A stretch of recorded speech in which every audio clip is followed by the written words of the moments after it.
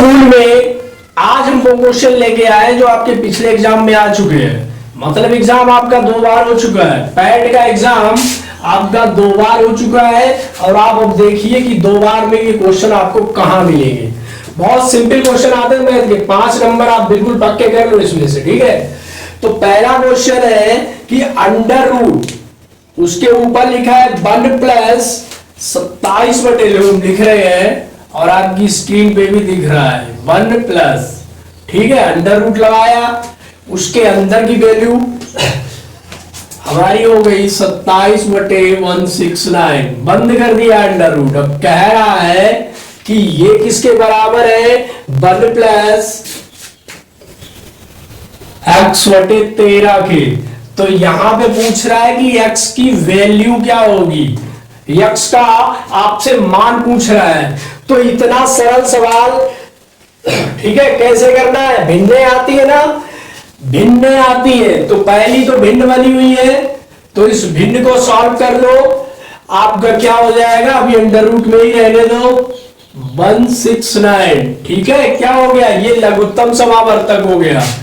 अब हमने इसका इस तरह से 1/1 भिन्न है प्लस 27 बटे 159 जोड़ना है, ठीक है। तो अब जोड़ने के लिए 159, हम 169 का 1 में भाग देंगे और 1 में गुणा करेंगे, उतना ही आएगा। इसमें भाग दिया, 1 बचा, 1 का गुणा 27। तो अब हमारा ये बन गया, ठीक है। और ये हम बराबर लेके चल रहे हैं।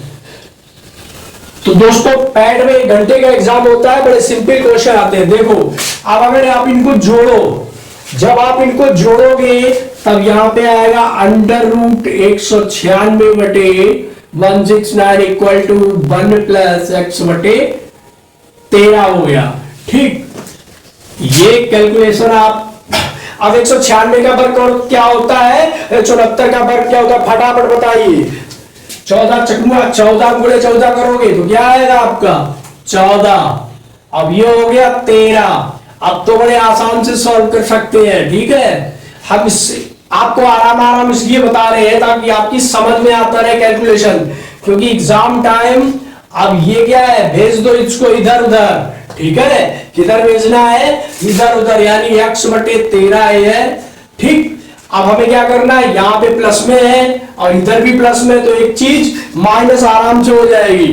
तो क्या होगी 14 बटे 13 माइनस 1, ये भी भिन्न बन गई।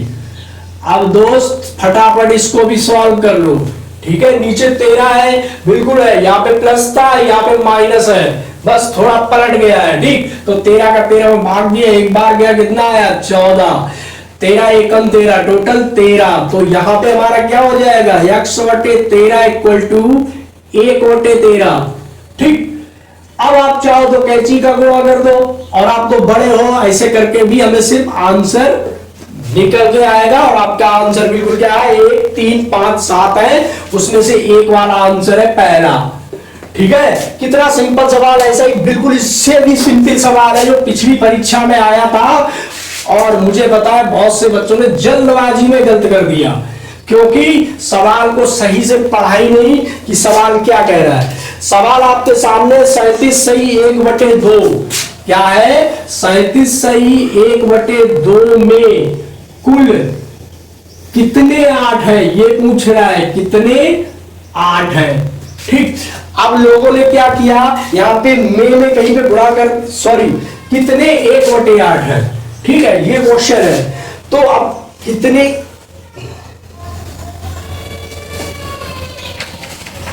चलिए अब मेगा मतलब ये पूछ रहा है कि 37, पहले इसको हम तोड़ लेते हैं, ठीक है। इसमें दो का गुणा किया, 7 दूनी 14, 3 दूनी 74, 1 प्लस मिला के हो गया हमारा 75/2 में कुल कितने मतलब कितना 37, यानी 75/2 में 1/8 के कितने हिस्से, ये पूछ रहा है।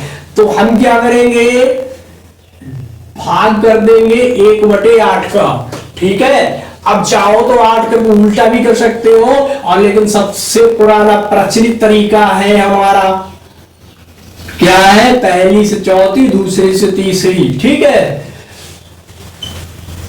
कितने हो गए 8 में गुणे 2। अब आप फटाफट कैलकुलेशन फटाफट आप कैलकुलेशन कर सकते हैं। ठीक है, कैलकुलेशन करके फटाफट उत्तर बताइए इसका क्या आएगा।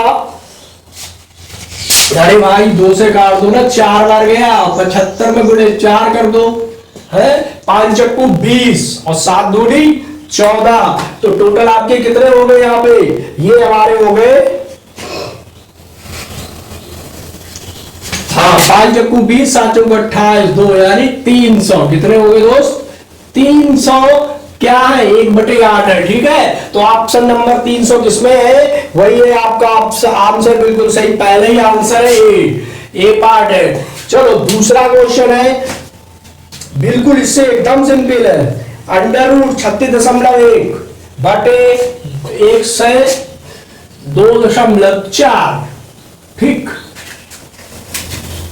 इतना सिंपल क्वेश्चन, √36.1 बटे 1 से 2.4 का क्या करना है, ये कह रहा है इसका सिर्फ मान निकालना है। 29/32 है, 19/72 है, 19/32 है या 29/62 है। तो देखो मेरे दोस्तों, यहाँ पे हम सबसे पहले क्या करें, दशमलव के बाद 1 अंक है, नीचे भी दशमलव के बाद 1 अंक है, छुट्टी कर दो।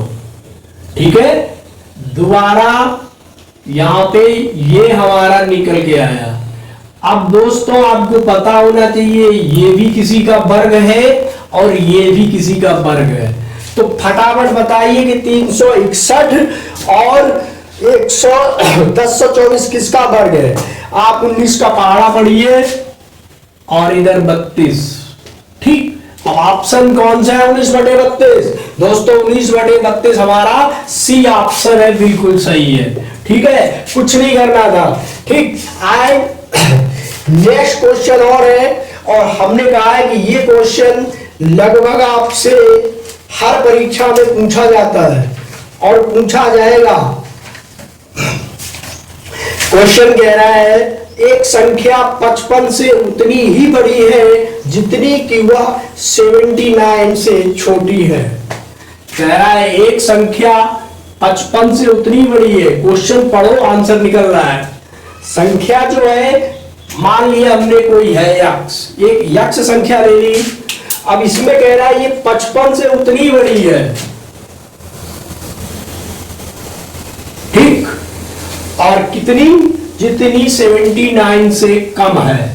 तो 79 माइनस कर दिया। अब दोस्त इसमें क्या बचा है, कुछ नहीं बचा है। यक्ष की वैल्यू इधर लाओ, बाकी उसकी वैल्यू उधर ले जाओ, आपकी संख्या आ जाएगी। अब इनको आप जोड़ो घटाओ, तो यहां पे आपका क्या आएगा 79 माइनस 55, तो 2x इक्वल टू कितना हो गया, यहां पे कितना बचेगा 4। ठीक है, और 5 2 कितने होते हैं 7, 24 बचा हमारा, 12 से कट गया, तो x इक्वल टू कितना हो गया 12। अब 12 एक ऐसी संख्या है, ठीक है, अब x बराबर हमारे क्या आया 12 आया। तो अब 12 से क्या वो संख्या में निकालनी है, तो संख्या कह रहा है 55 से बड़ी, चाहे इसमें रख दो, 55 प्लस x है तो ये हो जाएगी 55 प्लस 12, जोड़ लो। 67 ऐसी संख्या है जो 55 से बड़ी है और 79 से छोटी है। ठीक है, ये हो गया, इसका आंसर हो गया 67। अब देखिए लास्ट क्वेश्चन है, वो कह रहा है आपसे कि निम्नलिखित में कौन सी संख्या एक पूर्ण वर्ग नहीं है। कौन सी संख्या एक पूर्ण वर्ग नहीं है। संख्याएं दे रहा है 3136, 3136 है, दूसरी है 1200, 12544, 12544, तीसरी और चौथी है, तीसरी है 1296 और चौथी संख्या पूछ रहा है हमसे 23832। तो दोस्तों इनमें से ये पूछ रहा है कि कौन सी संख्या पूर्ण वर्ग नहीं है। ये हमें आंसर निकालना। तो पूर्ण वर्ग नहीं है का मतलब पूरा वर्ग नहीं है, पूरी पूरी नहीं कट रही है, ठीक है। तो दोस्तों यहां पे हमने आपको पिछली बार भी कुछ चीजें बताई थी और इस बार भी बता रहे हैं, आप जल्दी से पहचान लो इसलिए। तो किसी भी संख्या में इकाई के स्थान पे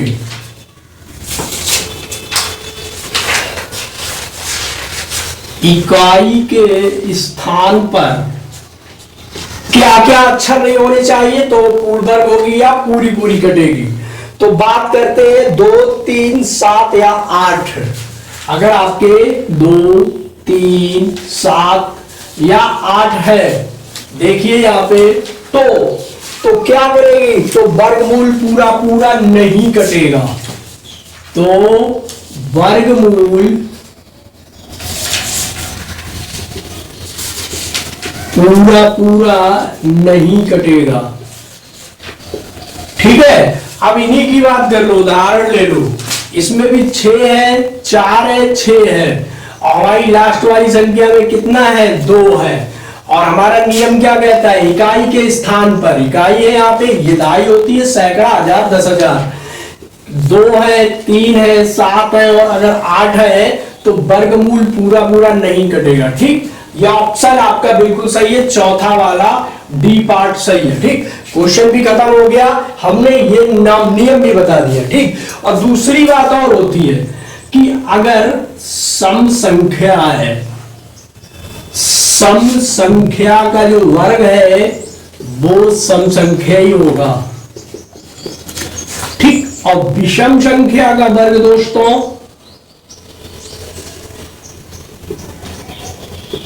ये भी आपका विषम संख्या होता है, ठीक। ये छोटी छोटी चीजें जिन्हें आप थोड़ा दिमाग लगाएंगे तो ये क्वेश्चन आप एकदम से फटाक से टिक मार के आगे निकल जाएंगे, ठीक है। तो इस तरह से हमारी गणित की ये क्लास यहाँ पे समाप्त होती है।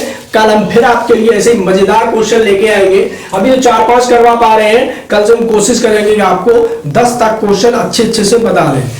तो धन्यवाद।